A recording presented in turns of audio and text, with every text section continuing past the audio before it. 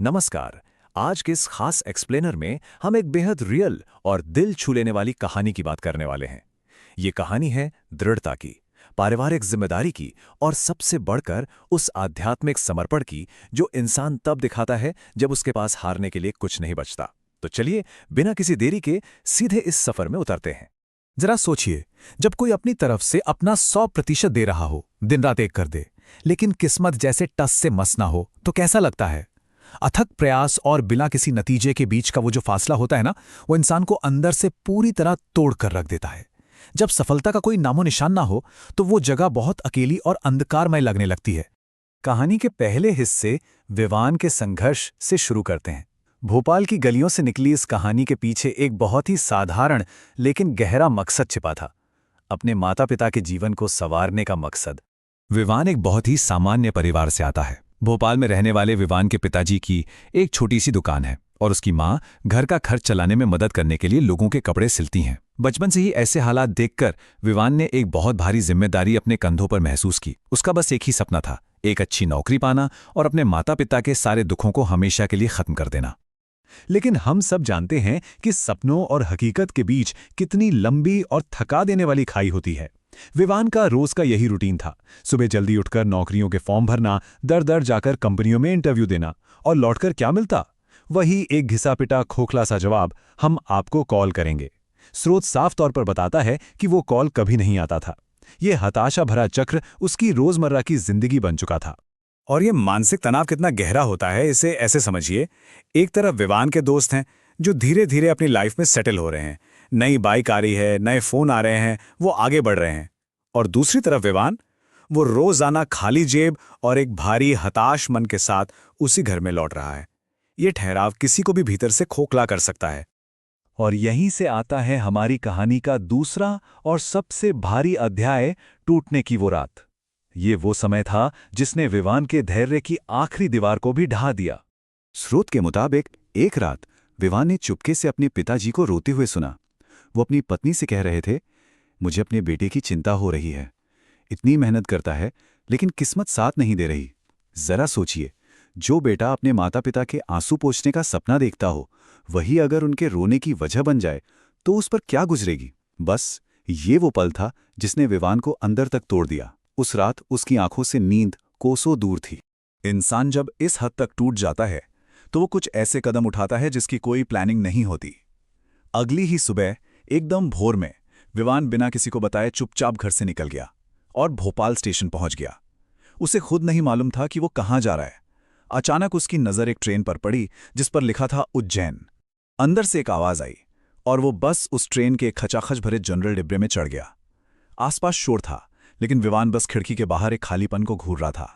Train की खिड़की से टकराती तेज हवा और आंखों से लगातार बहते आंसुओं के बीच विवान ने पहली बार अपने दिल की गहराइयों से पुकार लगाई। उसने कहा, महाकाल, अगर आप सच में हो ना, तो बस एक रास्ता दिखा दो।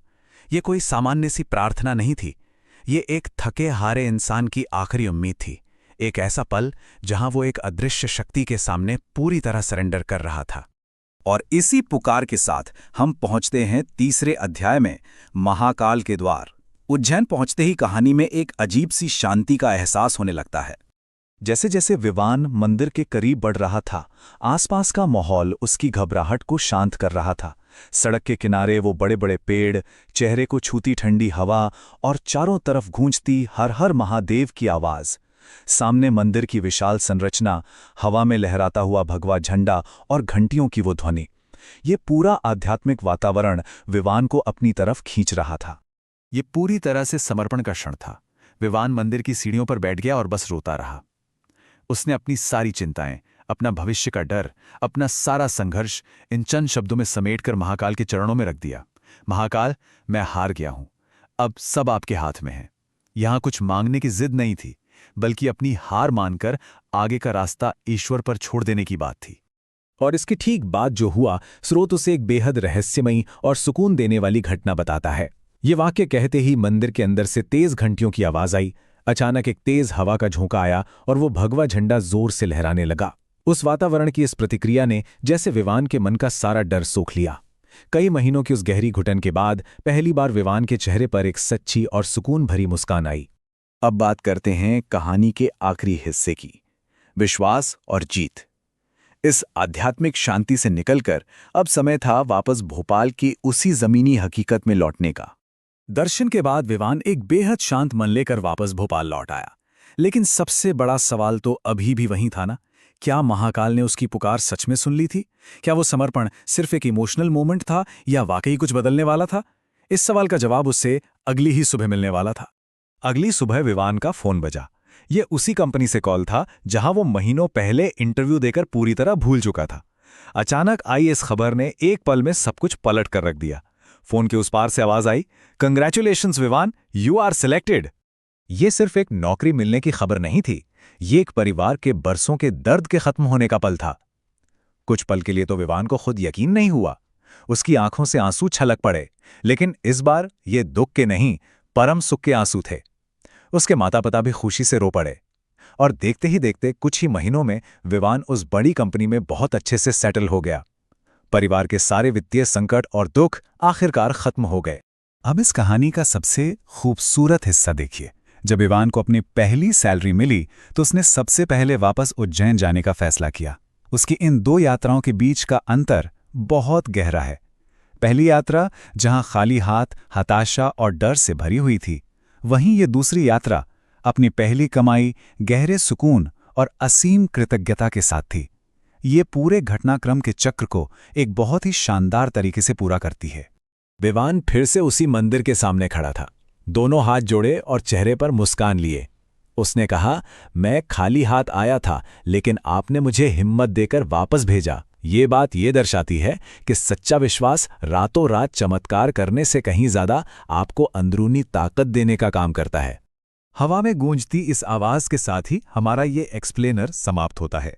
लेकिन ये कहानी हमारे लिए एक बहुत गहरा सवाल छोड़ जाती है। क्या कभी-कभी सबसे बड़ी जीत तब मिलती है जब हम सब कुछ पूरी तरह से उस परम शक्ति पर छोड़ देते हैं? जब हमारी सारी मेहनत, सारी कोशिशें खत्म हो जाती हैं, तो क्या पूर्ण समर्पण ही वो आखिरी चाबी है जो बंद दरवाजे खोलती है? इस विचार पर जरूर सोचिएगा। ऐसी ही और भी गहरी और प्रेरक कहानियों के विश्लेषण के लिए हमारे साथ जुड़े रहें।